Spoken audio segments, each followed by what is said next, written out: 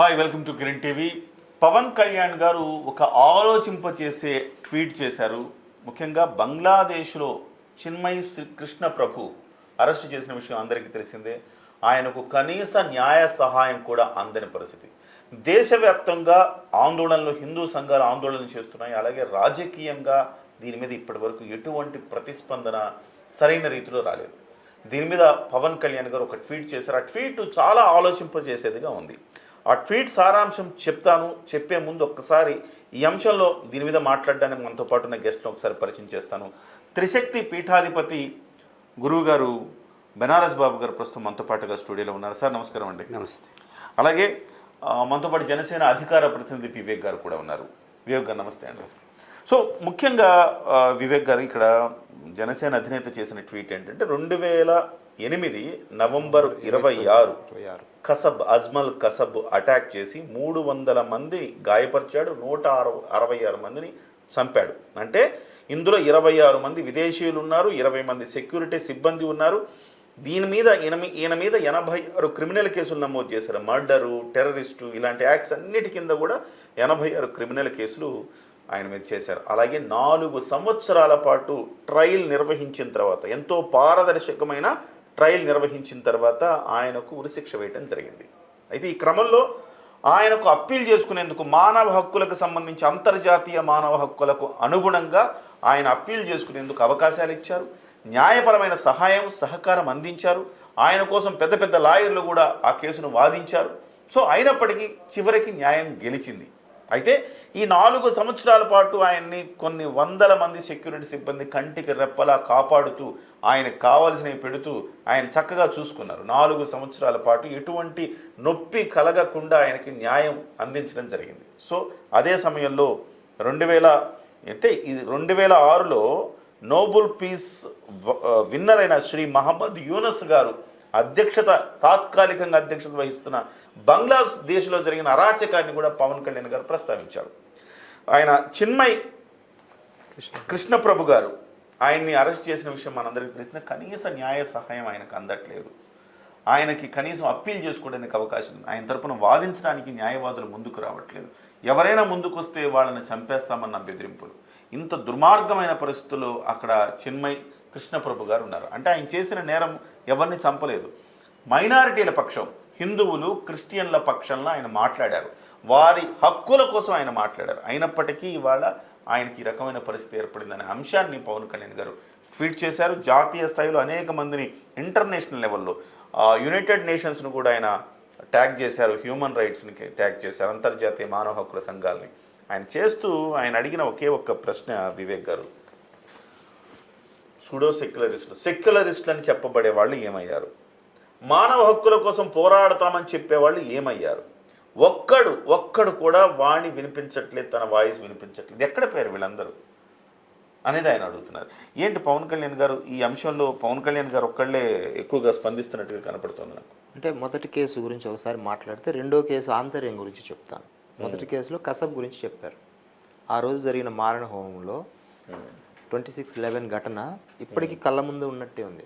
తాజ్మహల్ దగ్గరికి వెళ్ళి గన్స్ పట్టుకొని విచ్చలవిడిగా ఏదో బొమ్మ తుపాకులతో కాల్చినట్టు ప్రజల్ని కాలుస్తూ ఉంటే నిస్సహాయులైన దేశం మొత్తం చూస్తూ 2 రోజుల పాటు ఆ ఘటన చూసినప్పుడు రక్తపాతమైన నేల, సముద్రంలోకి రక్తం పారుతుందా అన్నట్టు పక్కనే ఆనుకొని ఒక చారిత్రాత్మకమైన హోటలు ఒక రక్తానికి వేదికగా నిలబడడం అనేది ఇప్పటికీ తలుచుకుంటే, దేశంలో ఆ విధంగా రైల్వే స్టేషన్ నుంచి కాల్చుకుంటా వచ్చి ఆ ఘటనలో ఒక్కడే దొరికాడు. వాడికి నెలకు 2 కోట్లు ఖర్చు అయింది. ఆ విషయం మర్చిపోయినట్టున్నాను. సెక్యూరిటీ వైజ్గా సపరేట్ అరేంజ్మెంట్స్, అతన్ని ట్రైల్కి తీసుకెళ్ళినప్పుడల్లా అతనికి పెట్టిన భద్రత, ఒక అంతమందిని దేశ ప్రజలను చంపిన వ్యక్తికి భారతదేశంలో మాత్రమే, అంటే ప్రపంచ దేశాలన్నింటినీ మన న్యాయ వ్యవస్థను గౌరవించే ఆ రోజు మనం ఇచ్చిన వెసులుబాటు ఏదైతే హ్యూమన్ రైట్స్కి సంబంధించిన అంత పెద్ద దోషికి కూడా ఈవెన్ పాకిస్తాన్ కూడా వదిలేసుకున్నది అతన్ని. So you can do anything అన్నట్లు వదిలేసుకున్నప్పటికీ అతను అంతిమంగా అతనికి ఒక లాయర్ని పెట్టాం, నెల 2 కోట్లు భద్రత ఇచ్చాం, డబ్బులు ప్రజల డబ్బులు. 4 ఏళ్ల పాటు బిర్యానీలు పెట్టి మేపారా అని దేశ ప్రజలు ఒక పక్క అంటున్నా కూడా దేశ ప్రజలు ఆ రోజు కేంద్ర ప్రభుత్వాలని అందరినీ చాలా రకాలైన విమర్శలు చేశారు. కొందరు తిట్టారు. అలాంటి వాడిని కళ్ళు మూసుకొని పిట్టను కాల్చినట్టు కాల్చకుండా వాడిని మేపడం ఏంటి, 4 ఏళ్ల పాటు మేపడం ఏంటి అని విమర్శలు దేశ ప్రజలు అంత బాధను ఆవేదన వ్యక్తం చేసినప్పటికీ కూడా చట్ట ప్రకారం అతన్ని శిక్షించాము, ఉరిస్కంభం ఎక్కించాము. అక్కడ న్యాయం గెలిచింది. ఆ రోజు అందరి ప్రజలు యునానిమస్గా ఒప్పుకున్నారు. వేరే కమ్ టు ఈ కేసుకి, కేసు నెంబర్ 2లో ఆ రోజు జరిగిన ఆ దాడిని గుర్తుపెట్టుకుంటే ఈరోజు అదే దాడులు బంగ్లాదేశ్లో మన ద్వారా ఏర్పడిన దేశం ఇంకోటి, తూర్పు పాకిస్తాన్గా ఉన్న దేశానికి 71 ద్వారా మనము వారికి స్వాతంత్రాన్ని ఇచ్చి మన ద్వారా ఏర్పడిన దేశం మొన్నటిదాకా కలిసిమెలిసి ఎంతో హసీనా గారు వచ్చి మన దేశంలో బైలాటరల్ ఒప్పందాలకు చేసిన దేశంలో ఒక్కసారిగా అల్లర్లకు దట్టు మన కృష్ణప్రభు లాంటి వాళ్ళు ఎంత హక్కుల కోసం పోరాడే వ్యక్తులు మైనారిటీగా ఉన్న దేశంలో సెడిషన్ కేసు, రాజద్రోహం, విద్వేషాలు రెచ్చగొట్టే కేసు కింద ఆయన్ను అరెస్ట్ చేసినప్పుడు ఇప్పుడు కేసు నెంబర్ 1లో జరిగినట్టు అక్కడ ఏమీ జరగకోకుండా మన దేశం ప్రవర్తించిన గొప్ప విధానానికి దేశ ప్రజలు న్యాయ వ్యవస్థ ప్రవర్తించిన విధానానికి పక్కదానికి కంపేర్ చేసుకుంటే ఎంత తేడా ఉందో గమనించారా? అక్కడ ఏమీ అడగలేదు ఆయన ఎవరిని చంపలేదు, కొట్టలేదు, తిట్టలేదు. హక్కులను కాపాడండి, ఈ దేశంలో ఉన్న మైనారిటీ హిందువులు లేకపోతే ఇతర వర్గాల వారి హక్కుల కోసం అడిగినందుకు రాజద్రోహం కేసు పెట్టారు. ఇప్పుడు మన దేశంలో ప్రతిరోజు హిందువుల కాకుండా లేకపోతే హిందువుల్ని ఒకవేళ పక్షం వహించి ధర్మం గురించి మాట్లాడిన ప్రతి ఒక్కరిని తిట్టిన వ్యక్తులు, మా అధినేత ఏదైతే అన్ని ధర్మాలను పాటిస్తూనే అందరినీ సమానంగా ఉంటూనే నా ధర్మం దగ్గరకు వచ్చినప్పుడు మాత్రమే లీనియన్స్ తీసుకుంటున్నారు, సెక్యులరిజం చూపిస్తున్నారు, సూడోలుగా కొందరు మాట్లాడుతున్నారు అని ఆ రోజు అడిగినప్పుడు అందరూ విమర్శించారు. ఈరోజు అదే సెక్యులర్గా అదే మైనారిటీలుగా ఉన్న హిందువుల కోసం ఆయన పోరాడుతున్నారు. అరెస్ట్ కాబడ్డారు, కనీసం వాయిస్ ఇవ్వడానికి కూడా ఆయన రానికోకుండా నిర్బంధించారు. మరి ఎక్కడికి పోయినారు ప్రకాష్ రాజు? జస్ట్ ఆస్కింగ్ ప్రకాష్ రాజు ఎక్కడికి వెళ్ళాడు? ఏం చేస్తున్నాడు? ఇలాంటి సూడో మేధావులంతా ఇప్పుడు ఏం చేస్తున్నారు? ఎక్కడున్నారు దేశంలో? అది ఆయన అడిగిన ప్రశ్న. ఆ ప్రశ్నకు సమాధానము సూడో సెక్యులర్గా ఉన్నవాళ్ళు, ఎవరైతే ముసుగు కప్పుకొని ఉన్న వాళ్ళు, వీళ్ళందరూ సమాధానం చెప్పాల్సిందే, తప్పకుండా చెప్పాలి. అది మా అధినేత ఆలోచన విధానానికి చేసిన ట్వీట్.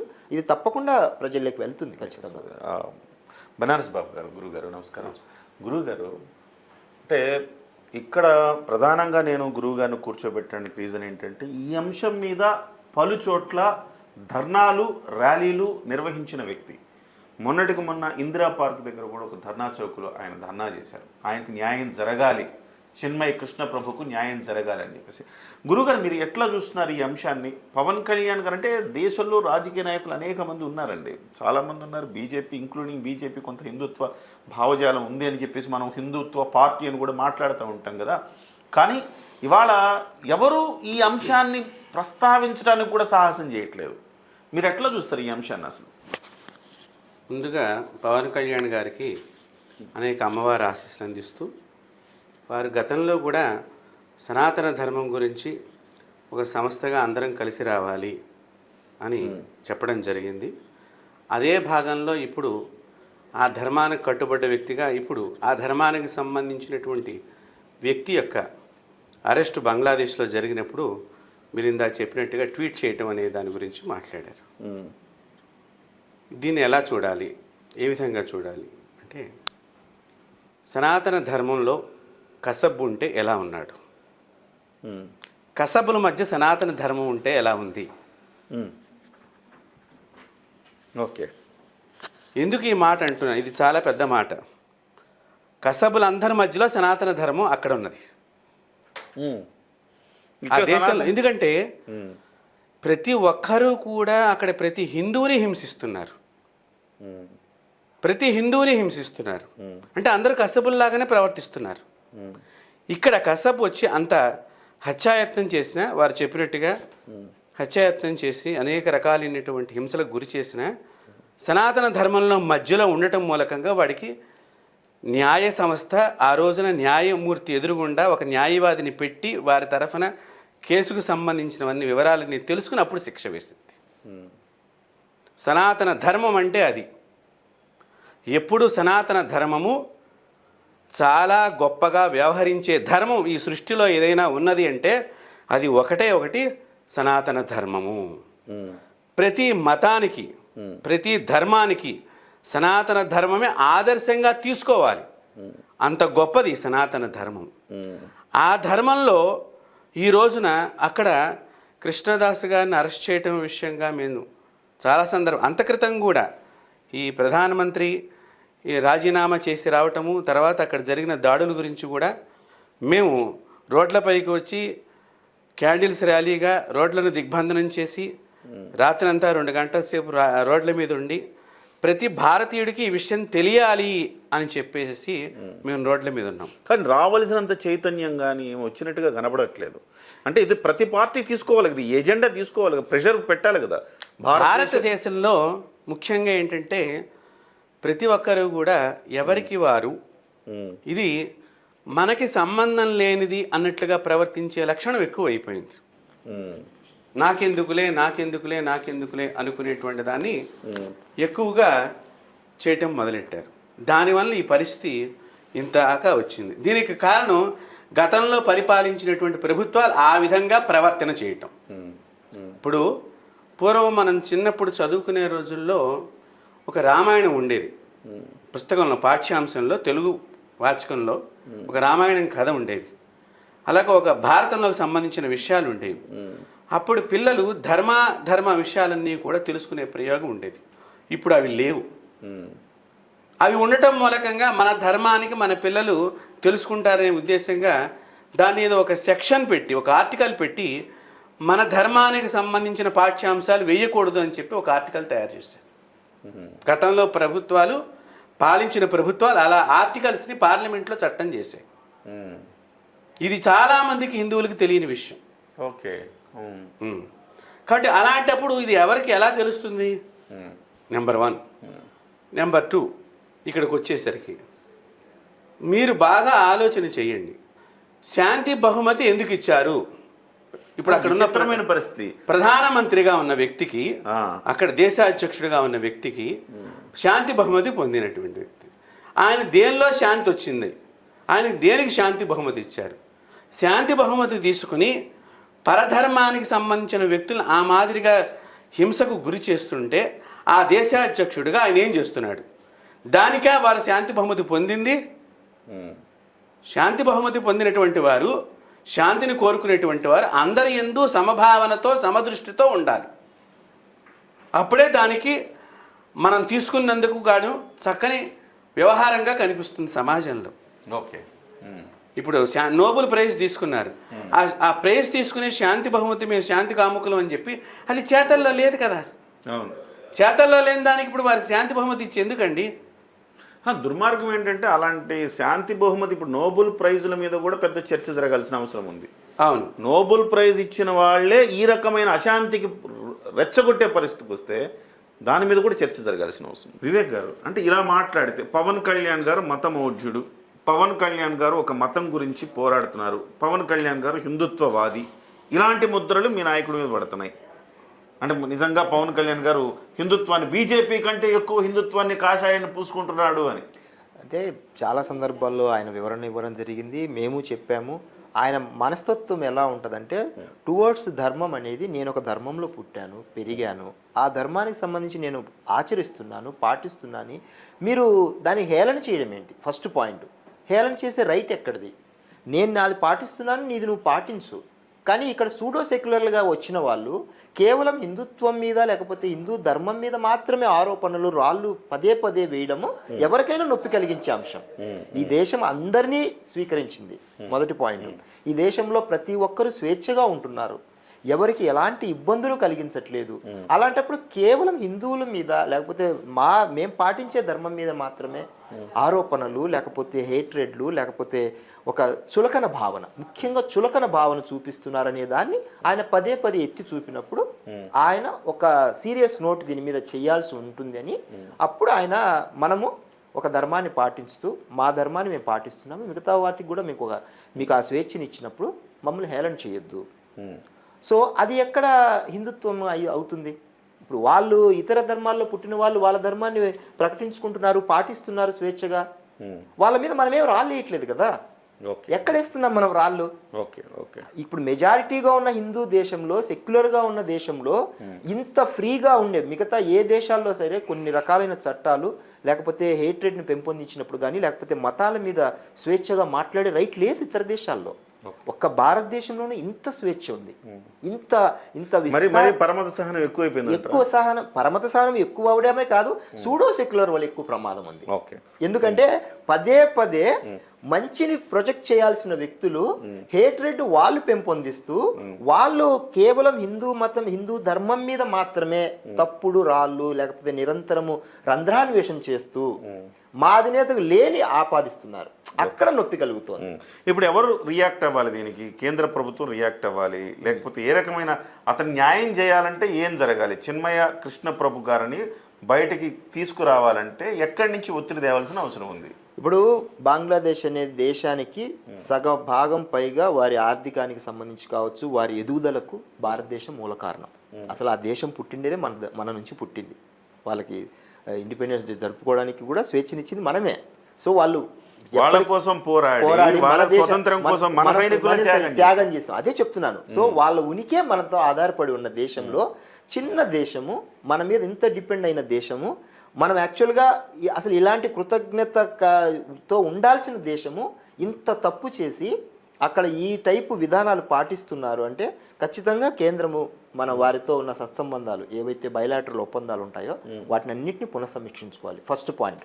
రెండోది వచ్చేసి వీటి మీద ఇతర దేశాలు లేకపోతే మన చుట్టుపక్కల నైబర్హుడ్ దేశాలలో ఇటువంటి మైనారిటీలుగా ఉన్న దేశాలతో మనం జరుగుతున్న ఒప్పందాలన్నింటినీ కూడా ఒకసారి సమీక్షించుకొని ఒక మంచి సందేశాన్ని లేకపోతే ఒక బలమైన సందేశాన్ని, మంచి సందేశం కన్నా బలమైన సందేశాన్ని పంపించాల్సి ఉంటుంది. ఇలాంటి రేపు పొద్దున ఇంకొంచెం స్టెప్ వేయచ్చు.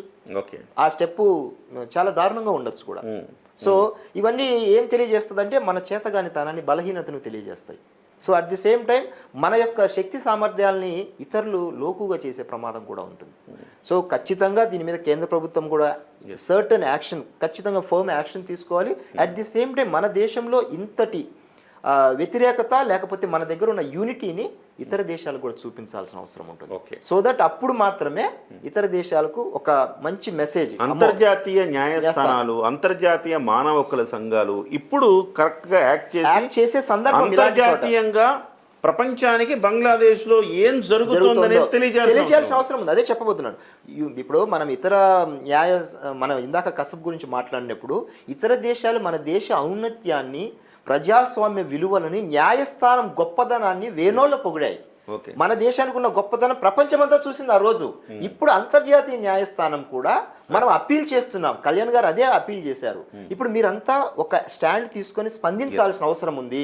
సో దట్ ఏమవుతుందంటే మేము ఎంత కరెక్ట్ గా ఉన్నామో కసబ్ విషయంలో, మేము ఎంత కరెక్ట్ గా చట్టాలను గౌరవిస్తాం, న్యాయస్థానాలు ప్రజల హక్కులని, మానవ హక్కుల్ని పాటిస్తాము అనే విషయాన్ని న్యాయస్థానాలు ఒకసారి గుర్తు చేయడం ద్వారా వాళ్ళకున్న లిమిటేషన్స్ ఏంటి, వాళ్ళు పాటించాల్సిన ఎంతవరకు వాళ్ళకు ఉన్న పరిమితులు ఏంటి అనేది మరొకసారి నొక్కి చెప్పడం ద్వారా వాళ్ళకున్న మన ఆ దేశంలో ఉన్న మైనారిటీగా ఉన్న హిందువులు కాబట్టి ఇతర మతస్థులు ధర్మం పాటించే వాళ్ళు వాళ్ళకు ఒక బలమైన సంకేతం, ధైర్యాన్ని, భరోసాని ఇచ్చిన వాళ్ళం అవుతాం. థ్యాంక్ యూ వివేక్ గారు. గురువు గారు, సరే ఇప్పుడు వివేక్ గారు చెప్పినట్టుగా అంతర్జాతీయ న్యాయస్థానాలు అది కేంద్రం తన పని తాను చేయాల్సిన అవసరం ఇవాళ ఉంది. కానీ జాగృతం కావాల్సిన అవసరం ఎంతవరకు ఉంది ఇవాళ? అంటే బంగ్లాదేశ్లో ఒక రకంగా చెప్పాలి అంటే ముస్లిం సంస్థలు, క్రిస్టియన్ సంస్థలు ఇతర దేశాల్లో తమ మతాన్ని ఎట్లా విస్తరించాలని చూస్తున్న తరుణంలో మనమేమో ఇతర దేశాల్లో ఉండే హిందువులను కూడా కాపాడుకోలేని దుస్థితి. అటువైపు బంగ్లాదేశ్లోనూ హిందువులకు న్యాయం జరగట్లేదు, పాకిస్తాన్లో అయితే దుర్మార్గం జరుగుతూ ఉంది. సో ఎట్లా గురువుగారు, ఎక్కడ మొదలు కావాల్సిన అవసరం ఉంది? ఇది చాలా మంచి ప్రశ్న అడిగారు కిరణ్ గారు. ఇతర దేశాల్లో ఆ మతానికి సంబంధించిన రాజులు, ఆ మత ప్రవక్తల యొక్క ఆధ్వర్యంలో వారి రాజ్యాలు నడుపబడుతూ ఉంటాయి. అవును. మీరు ప్రపంచంలో రెండు ప్రాధాన్యంగా కనిపిస్తున్నటువంటి క్రిస్టియన్ మతం కానివ్వండి, అలాగే ముస్లిం మతం కానివ్వండి, అవి వారి దగ్గర దేశంలో పుష్కలంగా వారి మత ప్రచారానికి ఆ ప్రభుత్వాలే ధనాన్ని చేకూరుస్తూ ఉంటాయి, వారి కార్యక్రమాలు చేస్తూ ఉంటారు. భారతదేశంలో ఉన్నది సనాతన ధర్మానికి ఉన్న దేశం ఒకటి భారతదేశం. గతంలో నేపాల్ ఉండేది, ఇప్పుడు దాన్ని కూడా రద్దు చేసి వారు అన్ని మతాలకి సమానమైనట్టుగా నడుస్తున్నారు అక్కడ కూడా. ఇప్పుడు ఈ భారతదేశంలో ఉన్న ప్రభుత్వాలు హిందూ ధర్మానికి, సనాతన ధర్మానికి సపోర్టుగా మొదటి నుంచి లేకపోవటం చేత ఆర్థికంగా మన ధర్మానికి డబ్బులు అందించకపోవటం మూలకంగా ఈ యొక్క ప్రమాదానికి మనం ఇవాళ అనుభవించాల్సిన పరిస్థితి గత ప్రభుత్వాల యొక్క తప్పిదం వల్ల జరుగుతున్నది. ఏంటి గత ప్రభుత్వం ఏం తప్పిదం చేశాయి అంటే మనకి స్వాతంత్రం వచ్చినప్పుడే ఇది పూర్తిగా సనాతన ధర్మ హిందూ ధర్మ దేశము, ఇక్కడ హిందువులే పరిపాలన చెయ్యాలి, హిందువుల యొక్క చట్టాలే నడుస్తాయి, హిందూ ధర్మానికి సంబంధించిన వాటికి ఎటువంటి అన్యాయం చేసినా ఈ దేశంలో వారికి రాజద్రోహం కింద కేసు నమోదు చేయబడుతుంది అనేది ఇత్యాది విషయాల్ని బలంగా పెట్టినప్పుడు రాజ్యాంగంలో అప్పుడు పరమతం వాళ్ళు ఇక్కడ వారి వారి ప్రచారాలను కానీ వారి వారి మతానికి సంబంధించిన విషయాలు కానీ ఈ దేశంలో నడిచేవి కావు. నెంబర్ 1. నెంబర్ 2, ఇప్పుడు ఇక్కడ ఉండేటువంటి సనాతన హిందూ ధర్మవాదులు వేరే దేశాలకు వెళ్ళినప్పుడు అక్కడ ఈ ధర్మ ప్రచారం చేయటానికి ఈ ప్రభుత్వమే ఆర్థికంగా డబ్బులు ఇస్తూ ఉండేది. ఓకే. అప్పుడు ఆర్థికంగా డబ్బులు ఇవ్వటం మూలకంగా అక్కడ ఉండేటువంటి హిందువులకు కూడా అందరూ కూడా సమిష్టిగా ఆ ప్రచారాన్ని బాగా చేయగలిగేటువంటి వారు. పోషణ ఉండాలి దేనికైనా కూడా. అవును. రాజు పోషించాడు అనుకోండి, పూర్వం ఎంత వైభవంగా సాగినాయి మన రాజ్యాలు, హిందూ రాజ్యాలు. అవును. ఎంత ఏకఛత్రాధిపత్యంగా మన దేశాన్ని పరిపాలించినటువంటి హిందూ రాజ్యాలు, ఒక శివాజీ కానీ ఓ ఝాన్సీ లక్ష్మీబాయి కానీ, అంతెందుకండి మన తెలుగునాట రాణి రుద్రమదేవి కానీ, వీళ్ళందరూ ఎలా పరిపాలన చేశారు? వీళ్ళందరూ ఎందుకు హిందూ సనాతన ధర్మానికి అప్పుడు అది ధర్మంలో ఉండే గొప్ప విశేషం కదా, అందుకనే కదా వారు ఈ ధర్మాన్ని వదిలిపెట్టకుండా ఈ ధర్మానికే వాళ్ళు కాపు కాసి ఈ ధర్మాన్ని రక్షించడానికి వాళ్ళు ప్రాణత్యాగం చేసింది. స్వాతంత్రం వచ్చిన తర్వాత లేదు లేకపోవటము.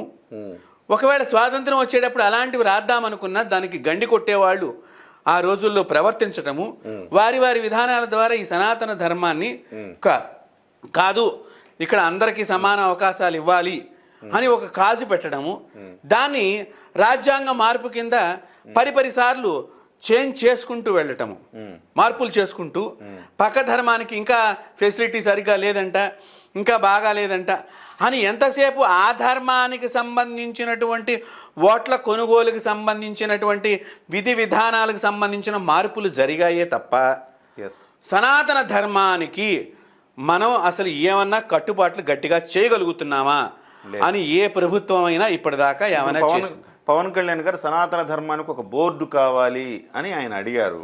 ఇప్పటి వరకు దానికి సంబంధించి ఒక్క పవన్ కళ్యాణ్ గారే అడిగారు తప్ప ఇతర పార్టీల్లో ఎటువంటి చర్చ లేదు. అప్పుడు ఎట్లా భావించాలి అంటే హిందువులను ఏ రకంగా ఆలోచించాల్సిన అవసరం ఉంది? ఇప్పుడు పవన్ కళ్యాణ్ గారు చెప్పిన అంశం వాస్తవం అయితే హిందువుల్లో ఆ చైతన్యం ఉంటే ఇతరులు కూడా, మీరు అన్నారు చూసారా గతంలో ఏం జరిగేది, ఓట్ల కోసం వాళ్ళకు అనుకూలమైన నిర్ణయాలు తీసుకోవడం మొదలుపెట్టారు. ఇవాళ వాళ్ళకంటే హిందువులు ఎక్కువ మంది ఉన్నారు కదా, హిందువుల్లో ఒత్తిడి వస్తే వాళ్ళు కూడా ఎస్ సనాతన ధర్మ బోర్డు కావాలి హిందువులకి అని చెప్పే పరిస్థితి ఆ రాజకీయ పార్టీలో కూడా కల్పించాల్సిన, ఒత్తిడి తేవాల్సిన అవసరం ఉంది కదా. మీరు చెప్పింది ముమ్మాటికి వాస్తవమే. పవన్ కళ్యాణ్ గారు ఒకరు దీని గురించి గొంతెత్తటం మూలకంగా కానీ, గతం నుంచి భాజపా పార్టీ వాళ్ళు చేసేటువంటి గొంతెత్తి వెలిగిందేది వలన కానీ, ఒక ఆర్ఎస్ఎస్ కానీ, ఒక విశ్వ హిందూ పరిషత్ ఇలాంటి కొన్ని సంస్థలు కానీ, శంకర మఠాలు ఇలాంటి పీఠాలు కానీ గొంతెత్తటం వలన సామాన్యమైన జనంలోకి ఉచిత పథకాలు అనేటువంటి కొన్ని పథకాలు పెట్టి కొంత మసిబూసి మారేడుకాయ లాంటి విషయాలు చేసి వారికి తెలియకుండా వీరికి చేసే బెనిఫిట్లు చాలా ఉన్నాయి. సో ప్రోగ్రామ్ ఒకటి, జరిపేది ఒకటి, ఈ రెండిటితో చాలా ప్రమాదం. గత కొంతకాలం నుంచి భారతదేశంలో స్వాతంత్రం వచ్చిన కాడి నుంచి ఇలాంటి అన్యాయమైనటువంటి విషయాలు చాలా జరిగినాయి. అది ప్రతి పరిపాలించిన నాయకుడికి కూడా తెలుసు, వారికి గుండెల సాక్షిగా వారికి తెలుసు. ఎందుకు వారు ఇలా చేస్తున్నారు, వారిని ఎందుకు ప్రశ్నించటం లేదు అనేటువంటి విషయానికి వచ్చేసరికి ఆ ప్రశ్నించేటువంటి వాదుల్ని ముందర ధనం చేత కానీ లేకపోతే నయానో భయానో చేయటం కానీ వాళ్ళని భయపెట్టి ఆ ప్రశ్నలు ఉత్పన్నం కాకుండా చేసుకుంటాం. రెండవది, అన్నిటికంటే ముఖ్యంగా అలా ప్రశ్నించే వాళ్ళ వైపున నిజమైనటువంటి మీడియా నిలబడకపోవటం ప్రధానమైనటువంటి సనాతన ధర్మం ఎదుగుదలకు అడ్డంగా జరిగినటువంటి ప్రక్రియలు. ఓకే, కరెక్ట్, అది వాస్తవం. సనాతన ధర్మదేశంలో ఉండి సనాతన ధర్మానికి సంబంధించిన పండుగలకు సంబంధించినటువంటి ఏదో ఆ ఒక్కరోజు ఊదరగొట్టి శివరాత్రి వచ్చిందనుకోండి, శివుడి యొక్క మహత్యము, గుళ్ళు గోపురాలు చూపిస్తున్నారు, అదిగో మేము చేశాం కదా అంటున్నారు.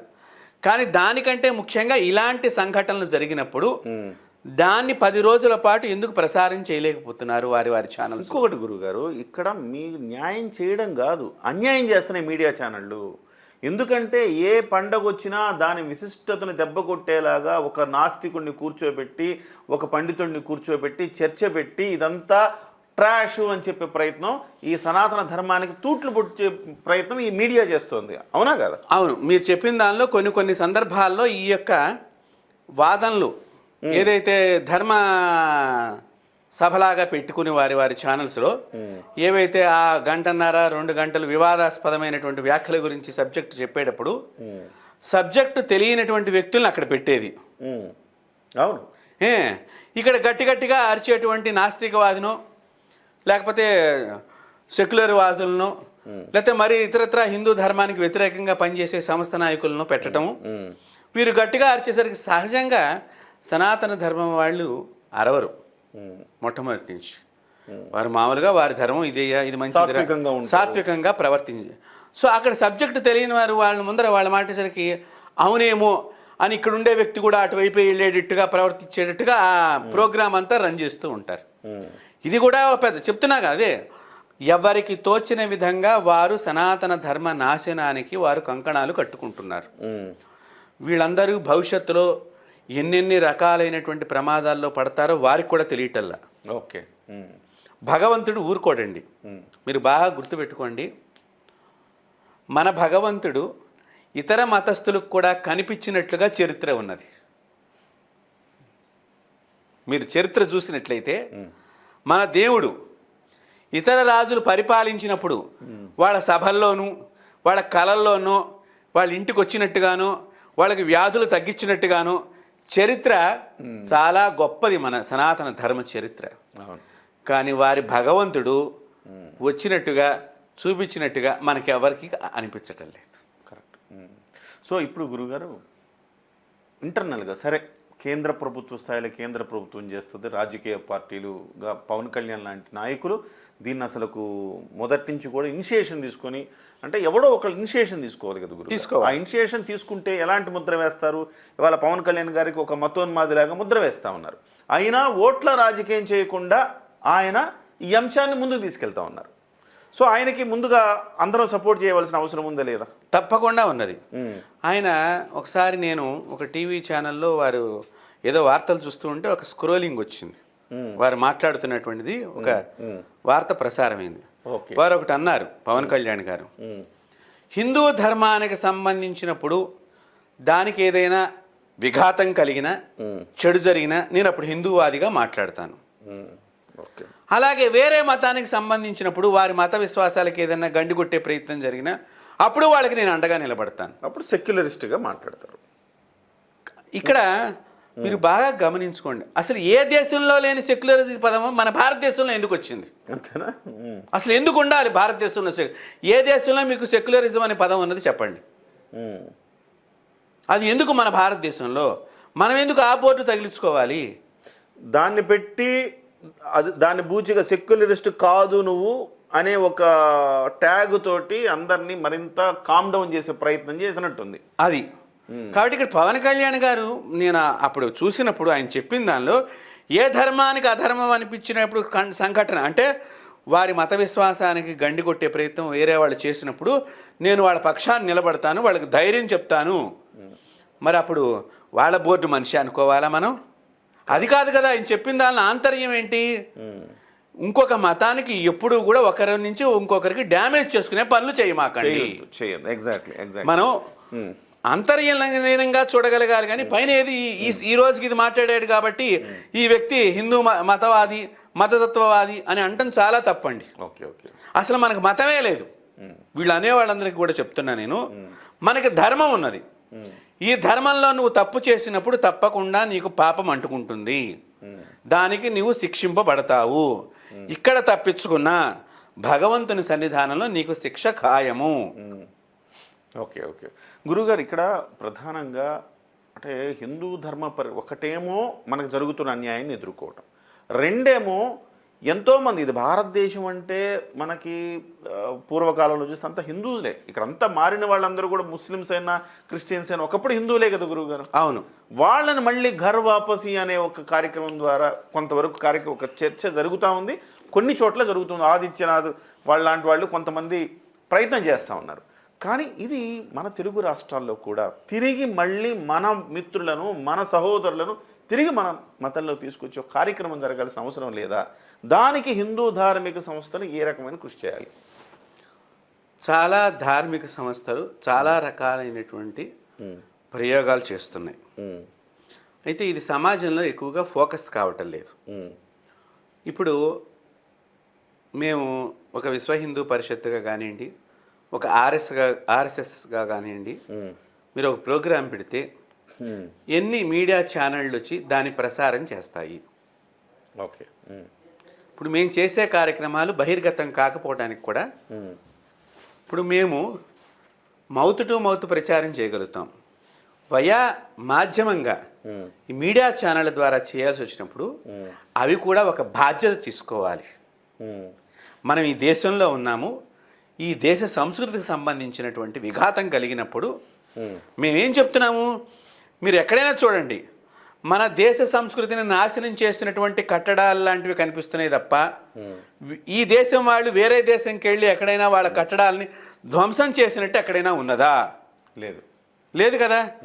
మరి ఈ దేశంలో పుట్టినవాడు ఈ దేశ సంస్కృతిని ఎందుకు గౌరవించటం లేదు? స్వామి వివేకానంద వారు చెప్పారు, ఈ దేశ సంస్కృతిని గౌరవించకపోతే మహాపాపం చుట్టుకుంటుంది, తల్లిని మార్చినటువంటి దోషం మతం మారితే అని చెప్పారు వివేకానంద వారు. అంటే అది ఎంత పెద్ద మాట ఆలోచన చేయండి.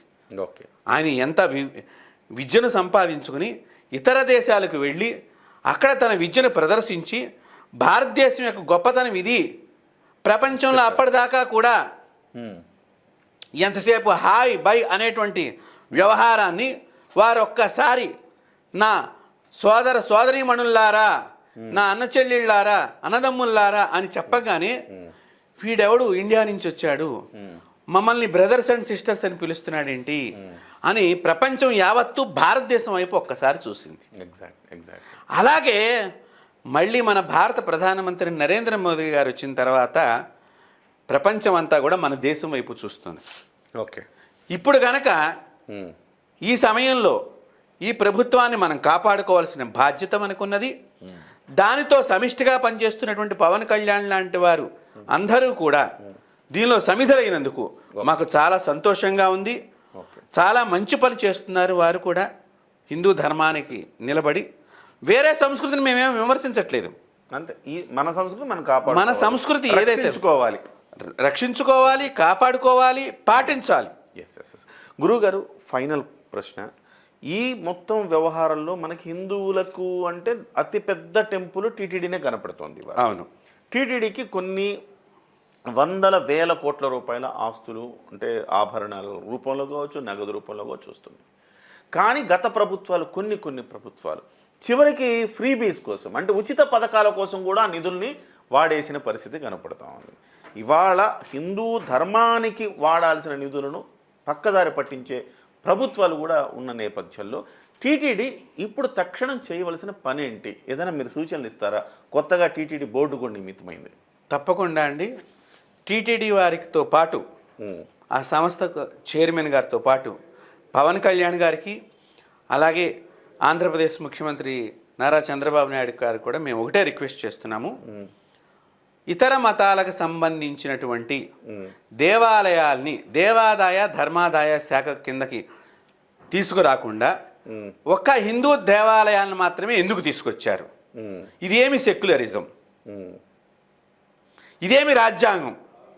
భారతదేశంలో అందరికీ సమాన హక్కులు ఉన్నాయి రాజ్యాంగం ప్రకారం అన్నప్పుడు, అందరికీ సమానమైనటువంటి వైద్యము, అందరికీ సమానమైన ఆహారం, అన్ని మతాలకి సమానం అన్నప్పుడు, మరి మిగతా మతాలకు సంబంధించిన దేవాలయాలను కానీ, వారి యొక్క చర్చిలను కానీ, వారి యొక్క మసీదులను కానీ దేవాదాయ ధర్మాదాయ శాఖలోకి తీసుకొస్తారా?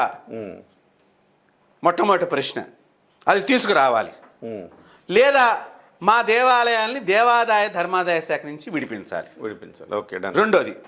మూడో విషయం, ఒకవేళ మీరు గనక ఉంచుకున్నట్లయితే, ఎందుకంటే అది తీయాలన్నా కూడా దానికి చాలా పెద్ద చరిత్ర ఉంటుంది కాబట్టి, ఒకవేళ ఆ ప్రభుత్వం కనుక ఉంచుకున్నట్లయితే దానికి సంబంధించిన నిధులు మాత్రము హిందూ సనాతన ధర్మానికి సంబంధించినటువంటి మనుషులకు మాత్రమే వాడాలి. ఓకే, వేరే మతస్థులకి వాడరాదు, వేరే వారికి వాడరాదు అని మేము అనుకుంటున్నాం. ఎందుకు? ఇప్పుడు మమ్మల్ని మేము ప్రమాదంలో నెట్టుకోలేకపోతున్నాం కదా. అంతే కదా. ఇప్పుడు మా పరిస్థితులు మారిపోతున్నాయి, రోజు రోజుకి పరిస్థితులు మారిపోతున్నాయండి. ప్రపంచంలో అనేక రకాలైనటువంటి పరిస్థితులను ఎదుర్కొనాల్సి వస్తున్న సనాతన ధర్మము ఒకటే చెప్తున్నాం, ఆ నిధులు అసలు ఏం జరుగుతున్నాయి?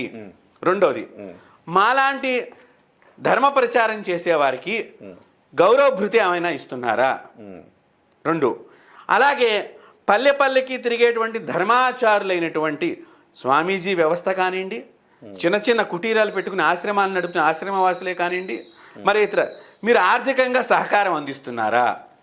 లేదా మాలాంటి స్వామీజీలకి టీటీడీ తరఫున కానీ ప్రభుత్వం తరఫున కానీ ఏమైనా హెల్త్ ఇన్సూరెన్స్ చేస్తున్నారా?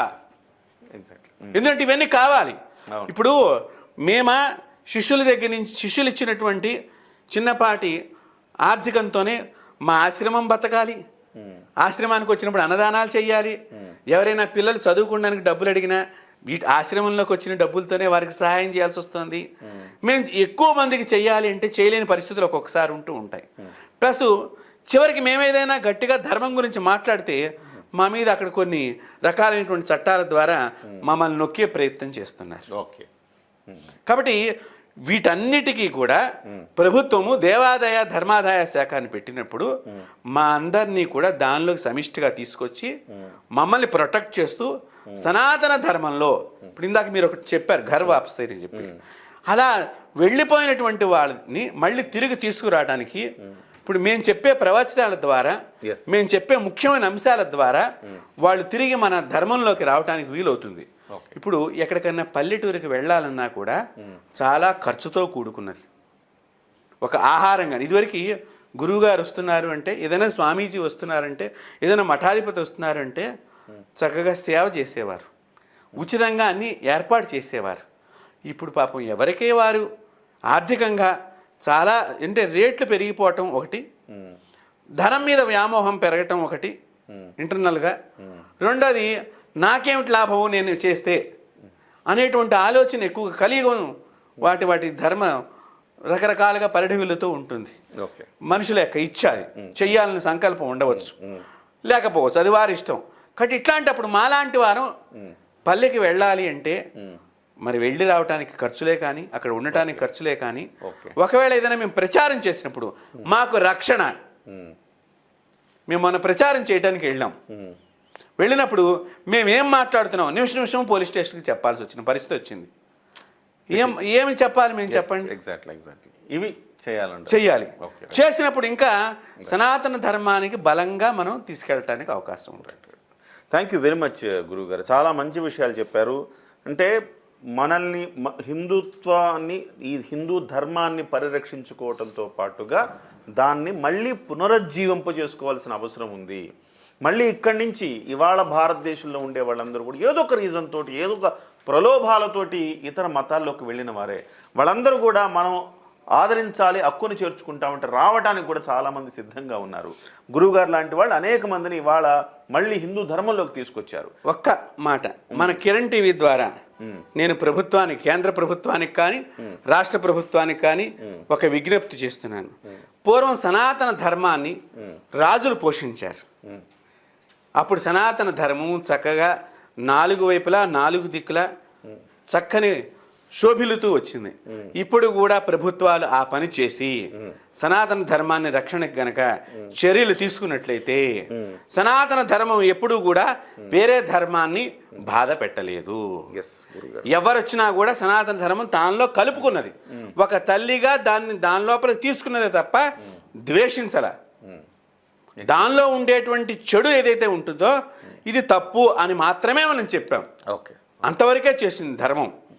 దానిలో ఉండే నిగూఢమైనటువంటి అర్థం లేనప్పుడు దాన్ని మాత్రమే తప్పుగా మనం చెప్పడం జరిగింది తప్ప వాళ్ళని ఎప్పుడు మనం దూషించలేదు, హింసించలేదు. కాబట్టి ప్రభుత్వాలు పూర్వం ఎలాగైతే రాజులు ఈ ధర్మాన్ని కాపాడారో ఆ మాదిరిగా బాధ్యత తీసుకోవాలని చెప్పి నేను కేంద్ర రాష్ట్ర ప్రభుత్వాలను కోరుతున్నాను.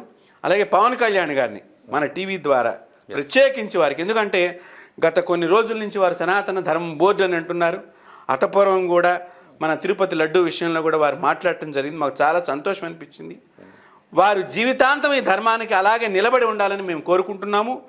వారికి అనేక ఇంకా అమ్మవారి ఆశీస్సులు బలం చేకూర్చి ఈ ధర్మంలో వారు కూడా ఒక కంకణబద్ధులై ఉండాలని చెప్పి వారికి మేము ఆశీస్సులు అందిస్తూ ఈ విజ్ఞప్తిని వారి దృష్టికి మీ టీవీ ద్వారా తీసుకెళ్లాలని చెప్పి మేము మిమ్మల్ని కోరటం జరుగుతుంది.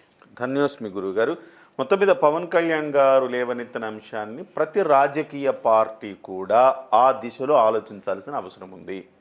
సో అదే సమయంలో ఈ ధర్మాన్ని పరిరక్షించుకోవటానికి ముఖ్యంగా టీటీడీ లాంటి సంస్థలు కూడా కంకణం కట్టాలి. ప్రభుత్వాలు కూడా తమ పాలసీల్లో కొన్ని మార్పులు చేర్పులు చేసుకోవాల్సిన అవసరం ఉంది. అప్పుడే ఇవాళ ఈ భారతదేశం తప్ప ఇంకే దేశంలో కూడా హిందువులు స్వేచ్ఛగా బతికే అవకాశం లేని పరిస్థితుల్లో ఇక్కడ మన భారతదేశమే ఖచ్చితంగా హిందువుల కోసం పనిచేయాల్సిన అవసరం ఉందనేది గురువు గారు అంటున్నారు. నమస్కారం సార్. నమస్తే.